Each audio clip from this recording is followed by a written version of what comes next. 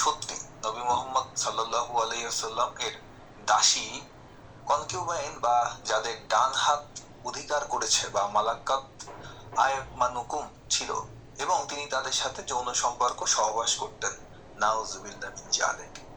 এটা কোনো নাস্তিকদের অপপ্রচার নয়, এটা কোরআন হাদিসের সরাসরি বর্ণনা এবং ইসলামী ঐতিহাসিক সোর্সের স্পষ্ট কথা। আস্তাগফিরুল্লাহ। কোরআনের রেফারেন্স, কোরআনে স্পষ্টভাবে অনুমোদন দেওয়া হয়েছে যে আচ্ছা, এক নাস্তিক সে আলোচনার আগে বলতেছে আমি পাক্কা মুমিন হয়ে যাব। এই সেই বইলা সাইরা যে আগে মোহাম্মদের চরিত্রটা দেখি, তারপরে সে এই দাসী সাথে সেক্স করা এটাকে বের করছে আস্তাগফিরুল্লাহ। সে এর কাছ থেকে জিজ্ঞেস করতেছে। আচ্ছা, এখন আমার কথা হলো যে তুমি নবী মোহাম্মদ সাল্লাল্লাহু আলাইহি সাল্লামের চরিত্রের মধ্যে দেখলা যে দাসী সেক্স করছে, এই কারণে মোহাম্মদ সাল্লাল্লাহু আলাইহি সাল্লামের চরিত্রটা নাপাক। আচ্ছা ঠিক আছে, বাদ দিলাম মোহাম্মদের চরিত্র। তুমি মোহাম্মদের চরিত্র ঘৃণা করে তুমি কোন চরিত্রের দিকে আগাইলা? তোমার চরিত্রটা কি? তুমি কি বিশ্বাস করো? তোমার মতবাদ কি? তোমার দর্শনটা কি? তোমার দর্শন হলো এই পৃথিবীর যে কোনো নারীর সাথে সেক্স করা যাবে। কোথায় নবী মোহাম্মদ সাল্লাল্লাহু আলাইহি সাল্লাম দাসীর সাথে সেক্স করলো? একজন দাসী ছিল, তার সাথে সেক্স করছে। এটা নিকৃষ্ট কাজ। এর কারণে তুমি এই মতবাদ ছেড়ে দিয়ে কোনটায় গেলা? এই পৃথিবীর যে কোনো নারীর সাথে সেক্স করা যাবে। এটা কি হলো? এটা হলো কি? এটা হলো তাজা পায়খানা 20টা, সে গোলাপ ফুলকে বলতেছে তোমার গন্ধ করে। সেরকম হলো না?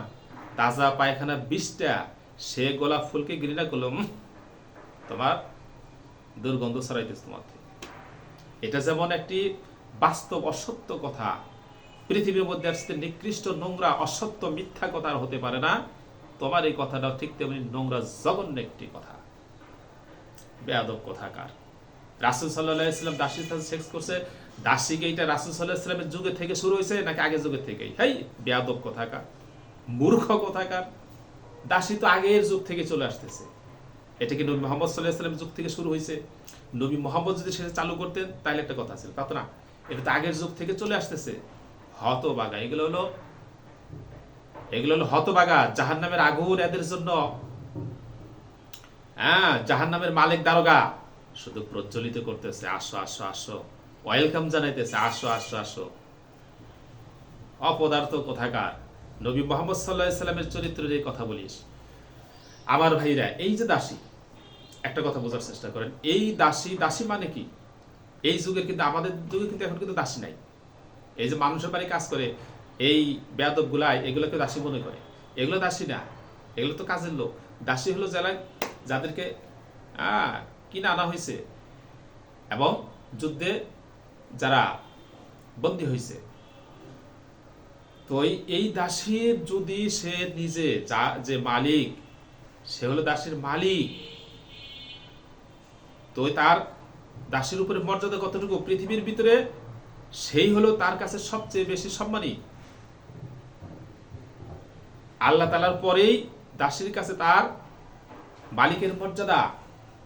কাজে যে এত মহান মর্যাদার দিকে, তার স্বামী থাকা অবস্থায় স্বামীর যে মর্যাদা, সে না থাকার কারণে দাসীর উপরে তার চাইতেও, স্বামীর চাইতেও তার মালিকের মর্যাদা বেশি। কাজে তার ইখতিয়ার আছে, সে যদি চায় তার সাথে সেক্স করতে পারে। এটা তো শুধু মুসলমান করছে তা তো নয়, এটা তো সমস্ত মানুষই তখন করছে। যে যুগে দাসী ছিল নবী আসার আগে, তখন তো এগুলো সবাই করছে। তোমরা যাদের উত্তরসূরি, তোমাদের পূর্বসূরি আবু জেহেলগণ থেকে শুরু করে যারা, সকলেতেই কাম করছে। কাজে সেইটাকে তোমরা ঘৃণা করো না, মোহাম্মদ করছে আর সেটাকে তোমরা ঘৃণা করো কি জন্য? আর ঘৃণা করো বুঝলাম, আচ্ছা ঠিক আছে ভালো, তার চাইতে উত্তম চরিত্র যদি তোমরা অবলম্বন করতা তাহলে একটা কথা ছিল যে আমরা ওগুলা কিচ্ছু করি না, তা তো না। তোমরা সারা পৃথিবী যে কোনো নারীর সাথে সেক্স করা যাবো, এর চেয়ে নোংরা কথা পৃথিবীতে আর কিছু হতে পারে না। শুধু তাই নয়, পুরুষে পুরুষে সমকামিতা করা যাবে। এর চেয়ে নোংরা কথা আল্লাহর জমিন আর কিছু হতে পারে না। কোনোদিন আজ পর্যন্ত একটি কুত্তা, একটি সৌর এই কাজ করে নাই। আর তোমরা নাস্তিকগণ এটাকে উত্তম সেক্স বলে বিবেচনা করো। কোন মুখ দিয়ে আমার নবীরা সমালোচনা করে? কোন মুখ দিয়া? ওই মুখের উপরে থু না, ওই মুখের উপরে আমি জুতা নিক্ষেপ করি, ওই মুখের উপরে পায়খানা 20টা নিক্ষেপ করি। হতভাগার দল কোথাকার। আল্লাহ রব্বুল আলামিন এই জমিনে দেখিয়ে দিয়েছেন যারা পুরুষে পুরুষে সেক্স করে তাদেরকে আল্লাহ পাক কি পরিণতি করেছে। এত জঘন্য নিকৃষ্ট কাজ আজ পর্যন্ত কুত্তায় করে নাই, কোনো সৌরই করে নাই। আর সেই কাজকে তারা উত্তম সেক্স বলস বেটা। আবার নবী মুহাম্মদের চরিত্রের ঘৃণা করিস? শয়তান কোথাকার। এগুলো হলো মানুষ শয়তান। আমি যে মানুষ শয়তান বলি, আপনারা তো বন্ধু মানুষ শয়তানের কথা শুনেনি নাই। আপনারা এটাকে ভুল বুঝছেন না যে মানুষকে কি শয়তান বলা যায়? মানুষকে শয়তান আল্লাহ নিজে বলছেন, ওয়াকাযালিকা জাআলনা লিকুল্লি নাবিয়্যিন আদুওয়ান শায়াতিনা মিনাল ইনসি ওয়াল জিন।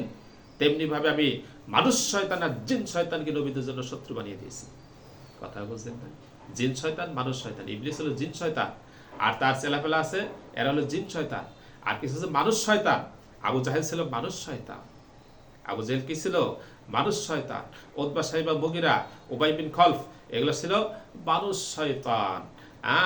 ফেরাউন, কারুন, নমরুদ এগুলো ছিল মানুষ শয়তান। আর এই যুগে নাস্তিকগুলো হলো মানুষ শয়তানের ফুটা বাচ্চা। ফুটা বাচ্চা, ডিম ফুটা বাচ্চা, বাচ্চা বাচ্চা। কাজে এগুলো যে মানুষ শয়তান, এগুলো 100% মানুষ শয়তান। এগুলোকে বলতেই হবে মানুষ শয়তান, না বললে কোরআনের আয়াতের উপরে আমল করা হবে না। কাজে এগুলো মানুষ শয়তান। এগুলো দেখতে মানুষের আকৃতি আছে, কিন্তু এগুলো শয়তান। আমার ভাইরা, টুপি মাথায় দিয়ে শয়তান আসে দেখেন না? ইমরান বিন বশির টুপি মাথায় দিয়ে আসে। আরে ভাই, শয়তানের যে কোনো কিছুই করতে পারে, টুপিও মাথায় দিতে পারে শয়তানে।